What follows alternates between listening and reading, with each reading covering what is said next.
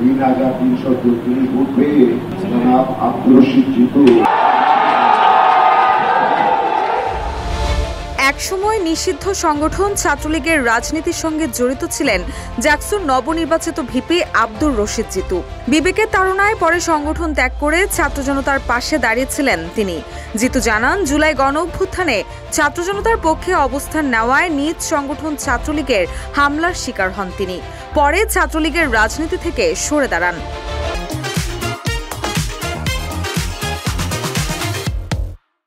তিনি আরও জানান, জুলাইয়ের প্রথম থেকেই কোটা বিরোধী আন্দোলনের সঙ্গে যুক্ত ছিলেন। বিবেকবোধ থেকে দেশের স্বার্থে, শিক্ষার্থীদের স্বার্থে বিদ্রোহ করে জুলাই আন্দোলনে সক্রিয়ভাবে অংশ নিয়ে সামনের সারিতে থেকে আন্দোলনের নেতৃত্ব দিয়েছেন। শিক্ষার্থীরা তার পাশে তখনও ছিল এবং এখনও আছেন। শিক্ষার্থীরা সবসময় তাকে ইতিবাচক হিসেবেই গ্রহণ করেছে বলেও উল্লেখ করেন জিতু। বর্তমানে তিনি জাহাঙ্গীরনগর বিশ্ববিদ্যালয়ে গণ অভ্যুত্থান রক্ষা আন্দোলন প্ল্যাটফর্মের আহ্বায়কের দায়িত্ব পালন করছেন। রুশা সুর, নিউজ ডেস্ক, ইত্তেফাক।